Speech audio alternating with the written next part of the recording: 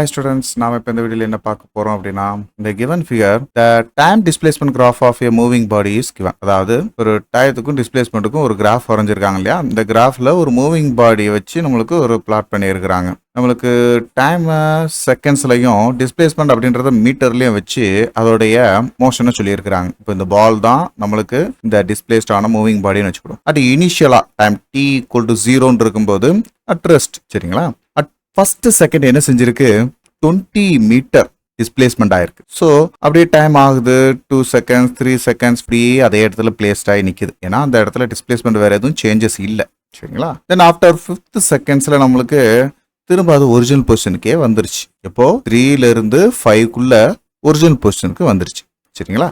So இதுதான் இந்த ஆப்ஜெக்டோடைய motion and நம்ம அண்டர்ஸ்டாண்ட் பண்ண வேண்டிய இந்த கிராஃப்ல இருக்கக்கூடிய சில இம்பார்ட்டன்ட் திங்ஸ், சரிங்களா. ஸோ இப்போ அடுத்ததா இங்கே வேற என்ன கேட்டிருக்கிறாங்கன்னு பாருங்க. when was the body going fastest? எப்போ ரொம்ப அதிகமான வேகத்தில் இருந்துச்சு. ஸோ அப்போ நம்மளுக்கு இங்கே velocity கேட்டிருக்கிறாங்க. velocity கேட்டிருக்கிறாங்க அப்படின்னா ஆக்சுவலாக கொடுத்துருக்கிறது என்னது, டிஸ்பிளேஸ்மெண்ட் டைம் கிராஃப் தானே. அப்போது அதில் இருந்து velocity கேட்டால் நம்ம என்ன செய்யணும், ஸ்லோப் எடுக்கணும். ஸ்லோப் எடுத்தோம்னா velocity டைம் கிராஃப் கண்டுபிடிக்க முடியும். தென் how much total distance the body has traveled அப்படின்னு கேட்டிருக்கிறாங்க. அப்போது இதுக்கு டிஸ்டன்ஸ் கண்டுபிடிக்கிறதுக்கு மொத்தமாக நம்ம 0லேருந்து 5th செகண்ட்ஸ் வரைக்கும் நம்ம கண்டுபிடிக்கணும். அடுத்து what is the total displacement in the position of the body. இப்போ டிஸ்டன்ஸ் வேறு டிஸ்பிளேஸ்மெண்ட் வேறு அப்படின்றதையே இந்த டாப்பிக்கில் தான் நம்ம என்ன செஞ்சுக்கிட போகிறோம், புரிஞ்சுக்கிட போகிறோம். அடுத்து 4th what was the acceleration of the body from the beginning up to A. Up to ஏன்னா என்ன அர்த்தம், 0லேருந்து ஏ வரைக்கும் எவ்வளோ ஆக்சலரேஷன் ஆகிருக்கிறாங்க அதுதான் கேட்டிருக்கிறாங்க. இப்போ ஆக்சலரேஷன் கேட்டிருந்தா என்ன செஞ்சுருக்கணும், திரும்ப velocity டைம் கிராஃபில் இருந்து ஒரு ஸ்லோப் எடுக்கணும். அப்போது ஃபஸ்ட்டு நம்ம என்ன செஞ்சுருவோம், இவங்க சொன்ன மாதிரி ட்ரா த டைம் velocity கிராஃப்னாங்க இல்லையா, அதை பார்த்துருவோமா. ஃபஸ்ட்டு இந்த டிஸ்பிளேஸ்மெண்ட் டயக்ராஃபை கொஞ்சம் நல்லா ஸ்டடி பண்ணுங்க. இதில் நம்மளுக்கு ஓ அப்படின்ற இந்த ஆர்ஜினில் 0 டைமிங் 0, சரிங்களா. அந்த டிஸ்பிளேஸ்மெண்ட் அந்த இடத்துல 0. ஏன்ற இந்த பொசிஷனில் பாருங்களேன், ஏன்ற இந்த பொசிஷனில் ஃபஸ்ட்டு 1 செகண்டில் 20 மீட்டர் ட்ராவல் ஆயிருக்கு. தென் பி அப்படின்ற இந்த செகண்ட் எடுத்துக்கோங்களேன், இது 3 செகண்ட்ஸில் நம்மளுக்கு அதே 20 மீட்டர் தான். இந்த ஏலேருந்து பி வரைக்கும் அப்படியே கான்ஸ்டண்ட்டாக ஒரே இடத்துல அந்த ஆப்ஜெக்ட் ரெஸ்ட்டில் இருந்த மாதிரி தான் இருந்திருக்கு. தென் சி அப்படின்ற இந்த பொசிஷன் எடுத்துக்கிடுவோம். இந்த பொசிஷன் பியிலேருந்து சிக்கு என்ன செஞ்சிருக்கு, ட்ராவல் ஆகி வந்தது ஒரு 5th செகண்ட்ஸ்க்குள்ளே 0 பொசிஷனை அட்டன் ஆயிடுச்சு. அதாவது அது டிஸ்பிளேஸ்மெண்ட் ஆன இடம் எங்கேருந்து ஸ்டார்ட் ஆச்சோ அங்கேயே ரெஸ்ட்டுக்கு வந்துருச்சு, சரிங்களா. ஸோ அப்போது இந்த இடத்துல வேரி ஆகிருக்கக்கூடிய டைம் அண்டு டிஸ்பிளேஸ்மெண்ட் இதை வச்சு நம்ம velocity சொல்லணும் அப்படின்னா velocityயோட ஃபார்முலா v = dx/dt, சரிங்களாப்பா. டிஸ்பிளேஸ்மெண்ட்ன்றதை இங்கே எக்ஸ்ன்னு எடுத்துக்கிட்டோம்னு வச்சுக்கோங்களேன். டயத்தை பொறுத்து அது சேஞ்ச் ஆகிறது எப்படி எழுதலாம், x2 - x1/t2 - t1. ஆக்சுவலாக இந்த பொசிஷன் அப்படின்னு நம்ம பார்க்கும்போது 0,0 அப்படின்றதுல இது x1, இது y ஆக்ஸில் y1, தென் இது x2, இது y2, சரிங்களாப்பா. இந்த ஸ்லோப் அப்படின்னு நம்ம பார்க்கும்போது dy/dx அப்படின்றத y2 - y1/x2 - x1 தானே எடுக்கணும். ஸோ அதை தான் இங்கே செஞ்சுருக்கேன். இங்கே velocityல என்ன செய்யணும், அப்போ dx/dtன்றது டிஸ்பிளேஸ்மெண்ட் பை டைம் அப்படின்றதுல இங்கே ஃபர்ஸ்ட் ஒன் திங் இருக்கிறது t1 டைம், தென் x1 டிஸ்பிளேஸ்மெண்ட், தென் t2 time x2 displacement. So இதை வச்சு நம்ம சொல்லும்போது இந்த OA அப்படின்ற இந்த ஸ்லோப்பை பாருங்களேன். இந்த OAன்ற ஸ்லோப்பில் velocity என்னவா இருக்கும், 20 - 0 / 1 - 0. ஸோ அப்போ velocity 20 மீட்டர்/செகண்ட், சரிங்களா. இந்த இடத்துல OAன்ற இந்த ஸ்லோப்பில் தென் டிஸ்பிளேஸ்மெண்ட் கான்ஸ்டண்ட்டாக இருக்குது, பார்த்தீங்களா. கான்ஸ்டண்ட்டாக இருக்குன்னா இந்த இடத்துல x2 அண்டு இது x3ன்னு கூட வச்சுக்கிடும், சரிங்களா. x3லேருந்து x2 கழிக்கிறோம், t3ன்ற டயத்துலேருந்து t2 கழிக்கிறோம். இப்போ இந்த இடத்துக்கு ஸ்லோப் பார்த்தீங்கன்னா velocity 0 இருக்கும். எல்லாருக்குமே தெரியும், எப்போ டிஸ்பிளேஸ்மெண்ட் கான்ஸ்டண்ட்டாக இருக்குதோ அந்த இடத்துல velocity 0. டிஸ்பிளேஸ்மெண்ட் எக்ஸ் எந்த இடத்துல கான்ஸ்டண்ட்டாக இருக்குதோ அந்த இடத்துல velocity 0, சரிங்களாப்பா. தென் ஆஃப்டர் ஸ்லோப்பு பிசிக்கு பாருங்களேன். இந்த பிசி அப்படின்னு இருக்கிற இடத்துல இதேமாரி velocityக்கு நம்ம ட்ரா பண்ணுமா, velocity v = இந்த இடத்துல நம்மளுக்கு 0 - 20ன்றது change in displacement. And then time changes அப்படின்றது 5 - 3 அப்படின்றத -20/2. ஸோ அப்போது -10 மீட்டர் பெர் செகண்ட்னு இருக்குது. அப்போ இந்த இடத்துல வெலாசிட்டி என்ன செஞ்சிருக்குன்னா குறைஞ்சிருக்கு. அப்போ இருக்கிறதுலே எந்த இடத்துல ஃபாஸ்டஸ்ட்டாக ரொம்ப அதிகமாக இருந்திருக்கு அப்படின்னு கேட்டோம்னா இந்த O2A தான் அதிகமாக இருக்குது. புரிஞ்சுங்களாப்பா? ஸோ இதைத்தான் நம்ம என்ன செய்ய போகிறோம், ஃபர்ஸ்ட் எழுத போகிறோம். எப்படி எழுதியிருக்கோம், the body was going fastest from 0 to 1 second. அதாவது ஓஏன்ற அந்த ஸ்லோப்பில் இன்க்ரீஸ் ஆச்சு. சரிங்களா? இப்போ இதுக்கு நம்ம வெலாசிட்டி கிராஃப் வரையணும் இல்லையா, வெலாசிட்டி டேம் கிராஃப்.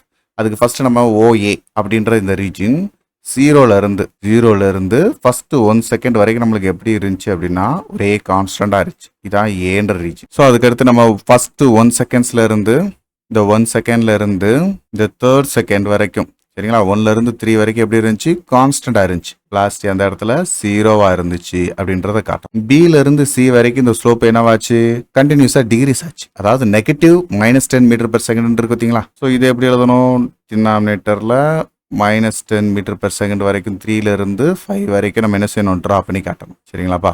ஸோ இப்போ -10 இருக்குது பார்த்தீங்களா. ஸோ இந்த இடத்த நம்மளுக்கு B அப்படின்ற ரீஜனாக எடுத்துக்கிடும். ஏன்ற ரீஜன், பின்ற ரீஜன். இந்த ரெண்டு ரீஜன் நடுவில் மிடில் இருந்த இந்த இடத்துல வெலாசிட்டி 0. ஸோ இங்கே +20 மீட்டர் பெர் செகண்ட் அப்படின்றது ஃபாஸ்டஸ்ட்டாக இருந்த இடமா நம்ம பார்க்குறோம். ஸோ இந்த இடம் -10 மீட்டர் பெர் செகண்டுன்னு ரொம்ப ஸ்லோவாக இருந்த இடமா பார்க்குறோம். சரிங்களாப்பா? ஸோ ஆனால் இந்த இடத்துல 0 அப்படின்றது இந்த இடம். சரிங்களா? ஸோ டோட்டல் டிஸ்டன்ஸ் ட்ராவல்டு அப்படின்னு கேட்டிருக்கும்போது என்ன செஞ்சுருக்கிறாங்க, ஆக்சுவலாக எவ்வளோ டிஸ்டன்ஸ் ட்ராவல் ஆகிருக்குன்னு இந்த பிளாட்லேயே நம்ம பார்க்கலாம். 0லேருந்து A வரைக்கும் நம்மளுக்கு எவ்வளோ தூரம் போயிருக்கு அப்படின்னு கேட்டோம்னா 20 மீட்டர் ட்ராவல் ஆயிருக்கு. சரிங்களா? தென் அங்கேயே தான் இருந்திருக்கு. எப்போ மேலே இருந்து கீழே வந்திருக்கு, Bலேருந்து Cக்கு திரும்ப 20. டிஸ்பிளேஸ்மெண்ட் அப்படின்ற இந்த ஆக்சிஸில் 0லேருந்து 20 போட்டிருக்கு பார்த்தீங்களா. டிஸ்டன்ஸ் ட்ராவல்டு அப்படின்னு பார்க்கும்போது OA அப்படின்றதுக்கு எவ்வளோ தூரம் போச்சு, 20 மீட்டர் போச்சா. அடுத்து Bலேருந்து Cக்கு வரும்போது 20 மீட்டர். ஸோ இப்போ டோட்டலாக கூட்டி பாருங்க 40 மீட்டர். அவ்வளோதான்ப்பா. சரிங்களா? ரெண்டாவது கொஸ்டினுக்கு ஆன்சர் தெரிஞ்சிச்சா. மூணாவது என்ன கேட்டிருக்கோம், டோட்டல் டிஸ்பிளேஸ்மெண்ட் கேட்டிருக்காங்க. டிஸ்பிளேஸ்மெண்ட்னா என்ன அர்த்தம், டிஸ்டன்ஸுக்கும் டிஸ்பிளேஸ்மெண்ட்டுக்கும் உள்ள முக்கியமான ரிலேஷனே இதுதான். இது ஸ்கேலார் குவான்டிட்டியை குறிக்கக்கூடியது தான் டிஸ்டன்ஸ். டிஸ்பிளேஸ்மெண்ட் அப்படின்றது வெக்டார் குவான்டிட்டி. அப்படின்னா டைரக்ஷன் சொல்லணும். டிஸ்பிளேஸ்மெண்ட் OA அப்படின்னு பார்க்கும்போது +20 மீட்டர் போயிருக்கு. அதே இது Bலேருந்து C நோக்கி வருதுன்னு வச்சுங்களேன், டைரக்ஷன் இப்போ எப்படி இருக்கு, Bலேருந்து C நோக்கி வரும்போது 20லேருந்து 0 நோக்கி வருது. அப்போ -20 மீட்டர் தானே. இந்த டைரக்ஷன் ரொம்ப முக்கியம். சரிங்களா? ஸோ அப்போ இந்த இடத்துல நம்ம டோட்டல் டிஸ்பிளேஸ்மெண்ட் கேட்டனால 20 மீட்டர் ப்ளஸ் -20 மீட்டர் அப்படின்னா 0. சரிங்களா? இந்த இடத்துல வெக்டார் நோட்டேஷன் இதுக்காண்டி போட்டு காமிச்சிருக்கேன், டைரக்ஷனை காட்டுறதுக்கு. Oலேருந்து A போகுது, ஸோ +20. Bலேருந்து C வருது, ஸோ -20. சரிங்களாப்பா? ஸோ நெக்ஸ்ட் லாஸ்ட்டாக நம்மளுக்கு என்ன கொடுத்துருக்குறாங்க கொஸ்டினில், what was the acceleration of the body from the beginning up to A. So இந்த ஆக்சலரேஷனை கண்டுபிடிக்கிறதுக்கு நம்ம என்ன செய்யணும், வெலாசிட்டி கிராஃப் போகணும். வெலாசிட்டி டேம் கிராஃப்ல இருந்து நம்ம என்ன செய்ய முடியும், இதுக்கான ஸ்லோப்பை நம்ம பார்த்தோம் அப்படின்னா ஆக்சலரேஷன் கண்டுபிடிச்சிடலாம். இதில் என்ன ஸ்லோப் நம்ம பார்க்க போகிறோம், ஆக்சலரேஷனா என்ன அர்த்தம், rate of change of velocity இல்லையா. So V2 - V1 by T2 - T1 அப்படின்றது எங்கே பார்க்க போகிறோம், இந்த ஏன்ற ரீஜனுக்கு பார்க்க போகிறோம். ஏன்ற ரீஜன் அப்படின்றது Oலேருந்து A வரைக்கும் எங்கே இருக்கு, இந்த 0லேருந்து 1 வரைக்கும் இருக்கிற இந்த இடம் தான். ஸோ அப்போது ஸ்டார்டிங்கில் நம்மளுக்கு இருந்தது எவ்வளவு, 20 மீட்டர் பெர் செகண்ட். அதே 20 மீட்டர் பெர் செகண்ட் தான் இந்த 1லே இருக்குது. சரிங்களா, 20 தான். ஸோ அப்போ இந்த V2 - V1 அப்படின்னு பார்க்கும்போது 20 - 20 அந்த ரீஜன் செகண்ட்ஸ் வந்து எவ்வளவுக்குள்ள, 0லேருந்து 1 செகண்ட்ஸ்க்குள்ள. ஸோ அந்த டிஃபரன்ஸை பார்க்கும்போது 0ன்னு வந்துடும். அப்போ ஆக்சலரேஷன் கான்ஸ்டண்டாக இருக்கக்கூடிய வெலாசிட்டிக்கு 0. எப்போ வெலாசிட்டி கான்ஸ்டண்டாக இருக்கு, இந்த OAன்ற ரீஜனில் கான்ஸ்டண்டாக இருக்கு. சரிங்களாப்பா? அப் டு A வரைக்கும் இருந்த இடத்துல வெலாசிட்டி கான்ஸ்டண்டாக இருந்துச்சு, அதனால தான் ஆக்சலரேஷன் 0. புரிஞ்சுக்கிட்டீங்களா? இதேமாரி நெக்ஸ்ட் நிறைய ப்ராப்ளங்களை பார்க்கலாம். தேங்க்யூ. இந்த வீடியோ உங்கள் எல்லாருக்கும் பயனுள்ளதாக இருக்கும்னு நான் நம்புகிறேன். உங்களுக்கு இது ரொம்ப ஈஸியாக இருந்துச்சு அப்படின்னா மறக்காமல் லைக் பண்ணுங்க, நம்ம மிஸ்டர் பிசிக்ஸ் சேனலை சப்ஸ்கிரைப் பண்ணுங்க, உங்களுடைய நண்பர்களுக்கும் ஷேர் பண்ணுங்க. நம்மளுடைய தொடர்ந்து எல்லா வீடியோக்களும் உங்களுக்கு வரணும் அப்படின்னா நம்ம நோட்டிஃபிகேஷனில் ஆல் அப்படின்ற ஆப்ஷனோட கிளிக் பண்ணுங்க.